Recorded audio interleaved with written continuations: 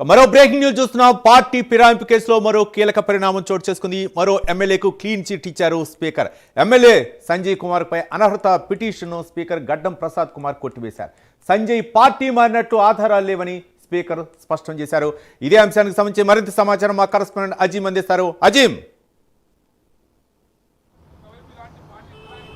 Party ఫిరాయింపు ఆరోపణలు ఎదుర్కొంటూ విచారణకు ఎదుర్కొన్నటువంటి జైత్యాల ఎమ్మెల్యే సంజయ్ కుమార్పై ఏదైతే స్పీకర్ ఈరోజు తీర్పు ఇచ్చారో, ఏదైతే పార్టీ మారినట్టు సరైన ఆధారాలు లేవని చెప్పి ఏదైతే స్పీకర్ దీనికి సంబంధించి పిటిషన్ కొట్టివేసినట్టు కూడా మనకి ఏదైతే కొద్దిసేపటి క్రితమే మనకు అసెంబ్లీ వర్గాల నుంచి కూడా సమాచారం అందింది. అయితే సంజయ్పై పార్టీ ఫిరాయింపు అర్హత వేయాలి, అనర్హత వేటు వేయాలని చెప్పి కూడా మాజీ మంత్రి జైశర్ రెడ్డి ఏదైతే తనపై పిటిషన్ వేయడం జరిగింది. ఆ పిటిషన్పై స్పీకర్ సంజయ్కి నోటీసులు పంపించారు. నోటీసులు పంపించిన తర్వాత స్పీకర్ ఎదుటే ఏదైతే విచారణ కూడా కొనసాగింది. ఇరు వర్గాలకు సంబంధించినటువంటి అడ్వకేట్లు వాదనలు వినిపించారు, సాక్ష్యాలు చూపెట్టారు. సో ఎవరెవరు తమ దగ్గర ఎలాంటి ఎవిడెన్స్ ఉందో ఆ ఎవిడెన్స్ అంతా కూడా ఇచ్చారు. కానీ దీనిపై ఇప్పటికే మొత్తం 10 మంది పార్టీ ఫిరాయించినట్టు ఆరోపణలు ఎదుర్కొన్నారు. ఇందులో 7గురికి, మొదటిసారి 5గురికి, తర్వాత 2, ఈరోజు సంజయ్ కుమార్. మొత్తం పార్టీ ఫిరాయించిన 10 మందిలో 8 మందికి స్పీకర్ క్లీన్ చిట్ ఇవ్వడం జరిగింది. మరో 2 దానం నాగేందర్, శేషన్గన్పూర్ ఎమ్మెల్యే కడియం శ్రీహరి ఇద్దరు సంబంధించినటువంటి విచారణ కొనసాగుతుంది. సో ఇద్దరు విచారణ తర్వాత వీరిద్దరిపై కూడా స్పీకర్ తీర్పిచ్చేటువంటి అవకాశం ఉంటుంది. సో మొత్తంగా 10 మంది ఎమ్మెల్యేలో 8 మందికి ఇప్పటికే స్పీకర్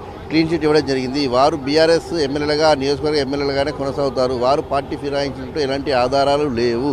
అలాగే ఇప్పటికి కూడా వారు అసెంబ్లీలో వారి ప్రొసీడింగ్స్ చూసినట్టయితే కూడా బీఆర్ఎస్ ఎమ్మెల్యేలుగానే కొనసాగుతున్నారు. దీంతోపాటు వారికి సంబంధించినటువంటి ఎమ్మెల్యే జీతం నుంచి కూడా ఏదైతే బీఆర్ఎస్ ఎల్పీ కోసమే ఏదైతే వారికి సంబంధించిన ఫండ్ కట్ అవుతుంది. సో ఇలాంటి అనేక అంశాలు కూడా దీంట్లో ముడిపడి ఉన్నాయి. అలాగే దీంతోపాటు కూడా కేవలం వారు ఇచ్చినటువంటి స్టేట్మెంట్లో కూడా, అఫిడవిట్లో కూడా మేము పార్టీ ఫిరాయించలేదు, మేము నియోజకవర్గ అభివృద్ధి కోసమే ఏదైతే మేము సీఎంని కలిసాము, మర్యాదపూర్వకంగా కలిసాము, ఎక్కడ పార్టీ కండువా కప్పుకోలేదు అనేటువంటి ఎవిడెన్స్ కూడా వారు ఇవ్వడం కూడా జరిగింది. ఇక మిగతా వారు కూడా ఏదైతే పార్టీ ఫిరాయించినట్టు పేపర్లో వచ్చినటువంటి వార్తలు, వీడియోలకు రూపంగా ఎలక్ట్రానిక్ మీడియా వచ్చినటువంటి దానికి సంబంధించి పిటిషన్లు అంతా కూడా ఏదైతే స్పీకర్ ఎదుట ఉంచారు. కానీ పేపర్లో వచ్చిన దానికి, అలాగే టీవీలో వచ్చిన దానికి ఎక్కడ కూడా ఏదైతే సరైన ఆధారాలు కావు ఇవి. సో స్పష్టంగా అయితే మీరు పార్టీ ఫిరాయించలేదని చెప్తున్నారు. వ్యక్తిగత హోదాలోనే కొన్ని సమావేశాలకు, ఆ నియోజకవర్గ ఎమ్మెల్యేగా కొన్ని సమావేశాలకు హాజరయ్యామని కూడా చెప్తున్నారు. అయితే మనం ఇటీవల చూసినట్టయితే డాక్టర్ సంజయ్ మాత్రం గాంధీ భవన్లో జరిగినటువంటి పార్లమెంట్ సమావేశంలో అఫీషియల్గానే అటెండ్ అయ్యారు. దానిపై సొంత పార్టీ మాజీ ఎమ్మెల్యే, మాజీ మంత్రి జీవన్ రెడ్డి కూడా దీనిపై ఫైర్ అయ్యారు. పార్టీ ఫిరాయించి వచ్చినటువంటి ఎమ్మెల్యేను ఎలా